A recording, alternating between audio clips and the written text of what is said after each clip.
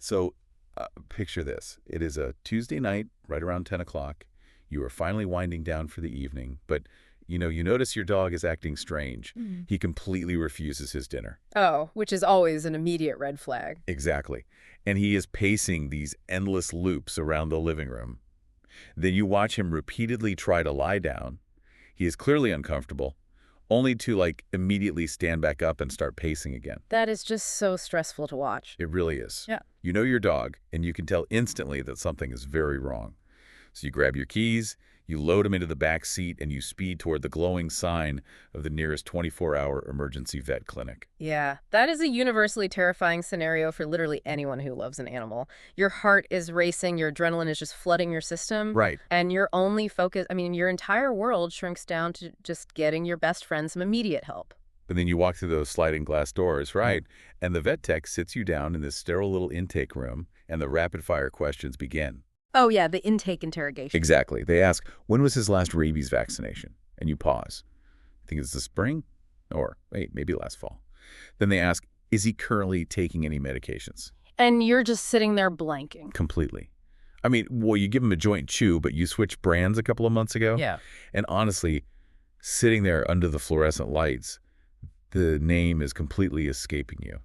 Then they ask, has he had any adverse reactions to pain medication in the past? And right there, your brain just totally short circuits. Yes. Why does that happen? Well, you are experiencing the reality of human memory under acute stress. Your prefrontal cortex, which is the part of your brain responsible for retrieving specific logical details, it actually gets suppressed by that massive adrenaline spike. Wow, so you literally cannot access the information. Right. You are sitting there desperate to hand the veterinary team the keys to fixing your dog, and you realize you showed up empty-handed. It is such a helpless feeling. The answers are buried in some old email thread with your regular vet or, I don't know, printed on a crinkled receipt at the bottom of a kitchen drawer. It absolutely is a helpless feeling. And, if you have ever found yourself in a moment like that, you really need to know that veterinary professionals see this exact phenomenon constantly. It's super common. Oh, incredibly common. We naturally assume we will just remember the important medical details of the beings we care about. But veterinary medicine operates under this unique defining constraint. What's the constraint? It is essentially pediatric medicine for a patient that never, ever learns to speak. Oh, wow.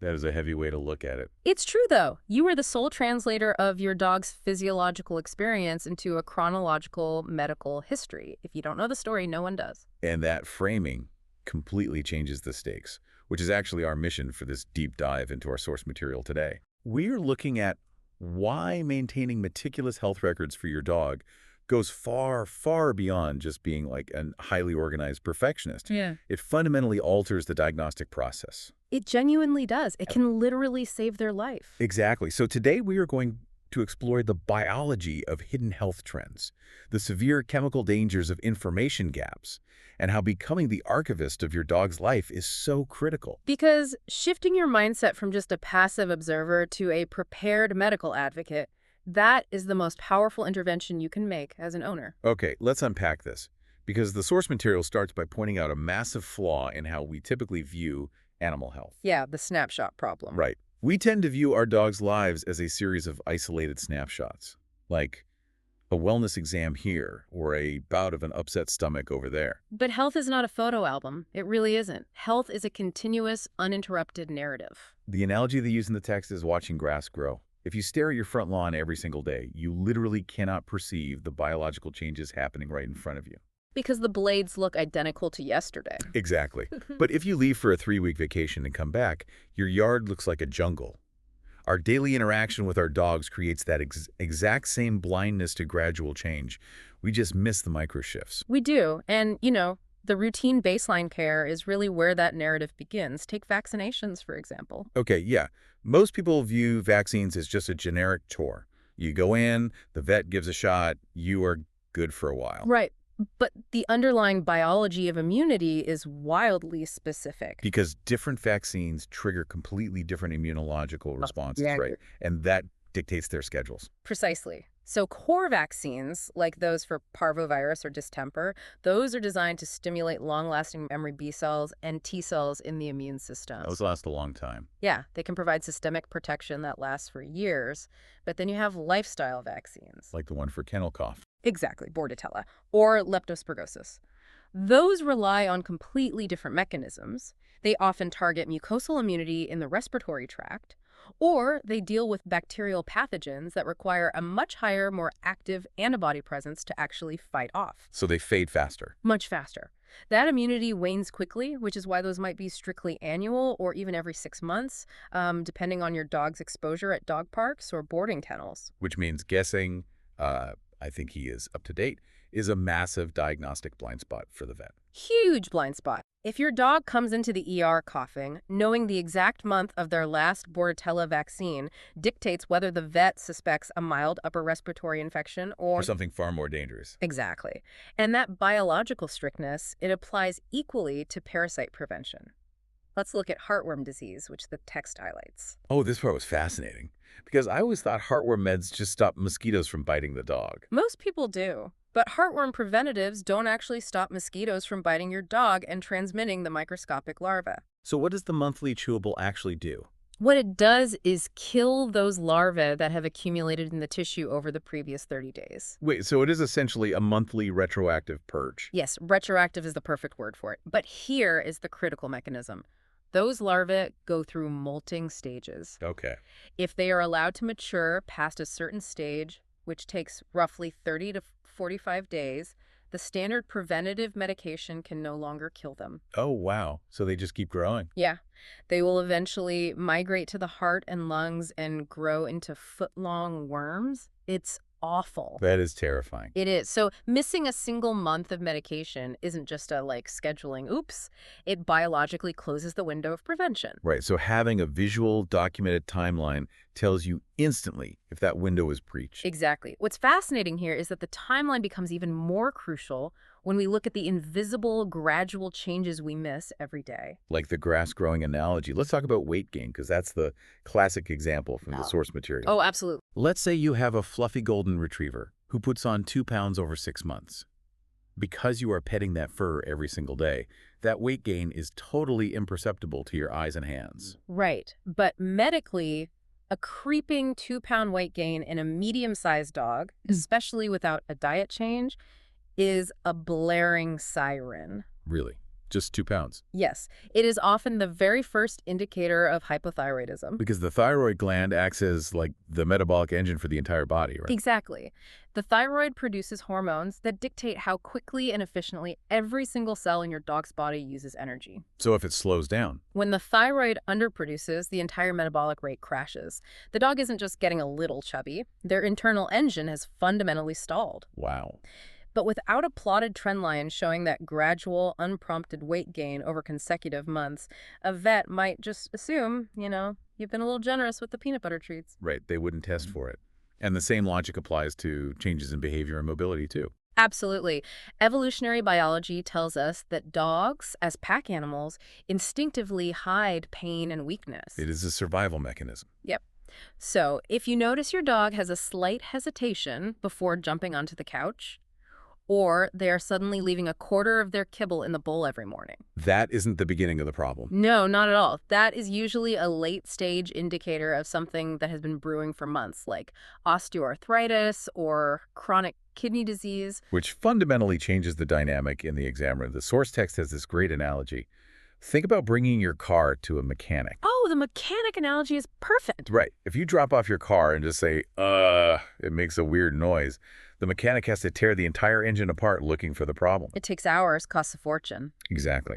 But if you walk in and say, it makes a high-pitched rattling sound, specifically when I shift into third gear while driving up a steep incline, you just handed the mechanic a diagnostic treat. They know exactly which system to investigate first. And that is exactly what a health timeline does for a veterinarian. Walking into a clinic and just saying, he just isn't himself lately, forces the vet to run broad, expensive, generalized panels, just hoping to catch an anomaly. But if you pull up your records and say, his appetite decreased by half starting 4 weeks ago, His water intake doubled 2 weeks ago, and he started limping on his left hind leg 5 days ago. You have eliminated dozens of dead ends. You give the doctor a specific map. It's infinitely more useful. Okay, I totally understand the clinical value of the timeline, but I have to play devil's advocate here for a second based on some of the pushback mentioned in the sources. Sure, let's hear it. I pay my veterinary clinic for their medical expertise and their services. Don't they keep all these records anyway? Why is the burden on me to act as the archivist for my dog's medical history? It's a really common question. Right, because in human medicine, my doctor can just pull up my chart. It is a totally fair assumption, but it relies on this myth, a centralized veterinary healthcare network. That centralized cloud database, it simply does not exist. Oh, really? None of the systems talk to each other. Rarely. The reality of a modern dog's life is highly fragmented care. You might start at a general practice clinic, then, you move to a new city and switch providers. And then you end up at the 24-hour emergency room on a Tuesday night. Exactly. Which operates on completely different medical software than your day practice. And if your dog develops a complex issue, you might be referred to a specialized veterinary oncologist or a dermatologist. So every time you cross the threshold of a new facility, you are essentially a blank slate.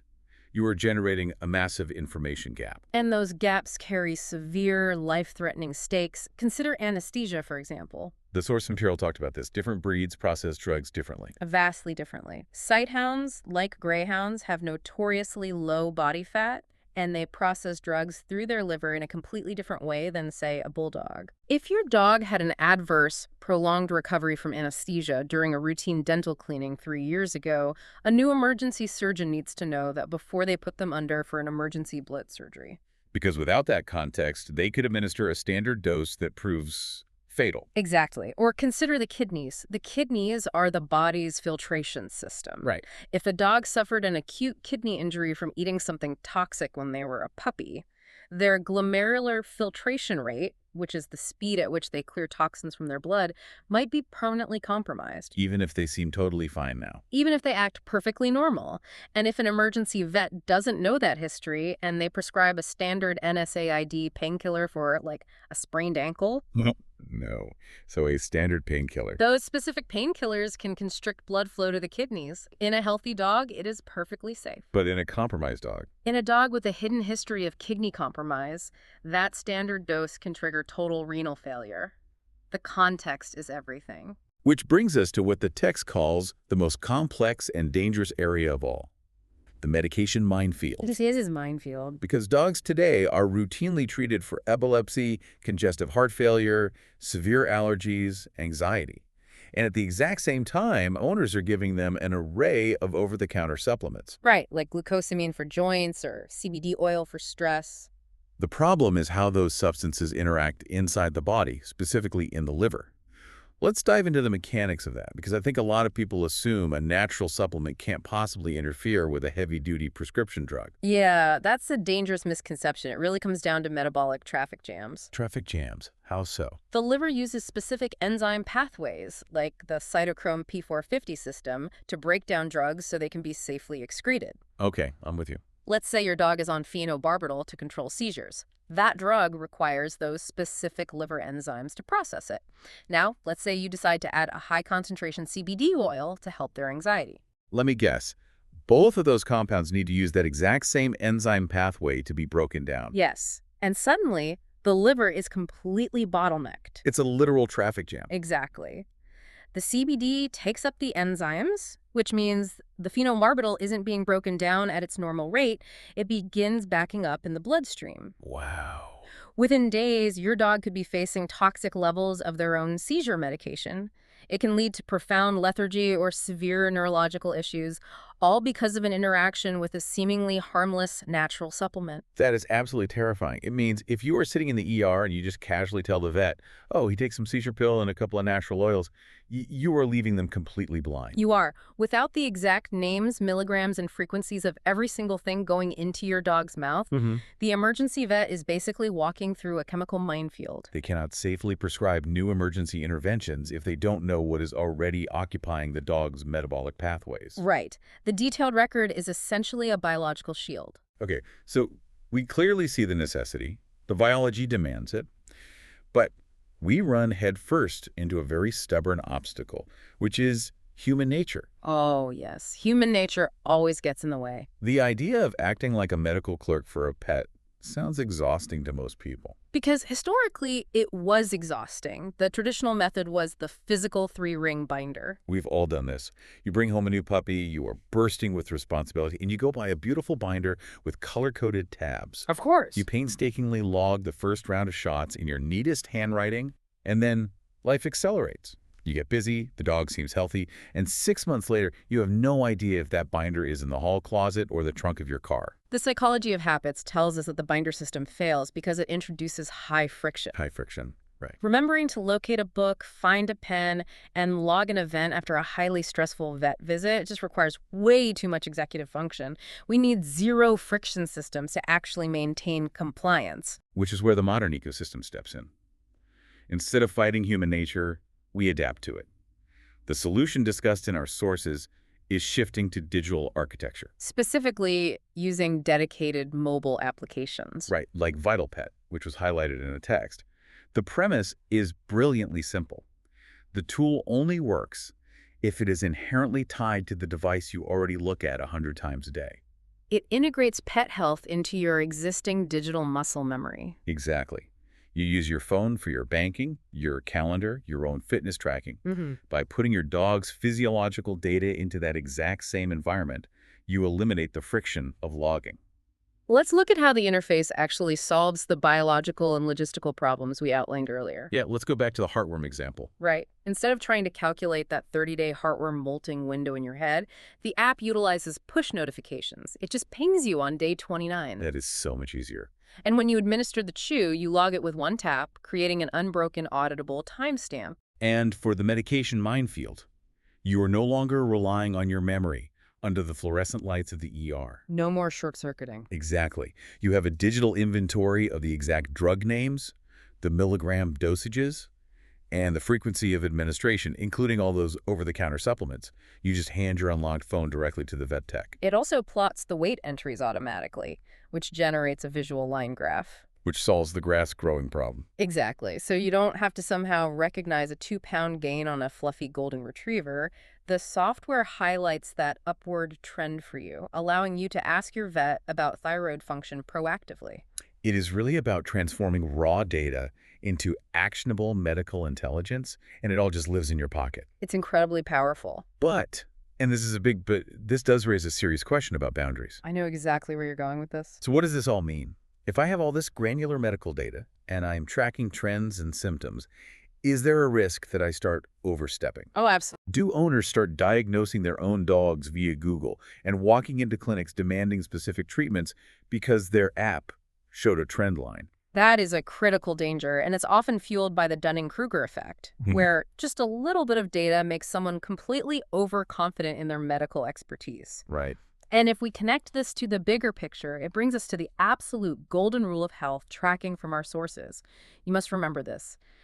Documentation never replaces a doctor of veterinary medicine. Your app does not have a medical degree. No, it doesn't. You are tracking data to be an advocate, not a diagnostician. Well, I love the analogy they use in the text for this. Think of it like aviation. It's the best way to visualize it. You are the air traffic controller. You are sitting in the tower.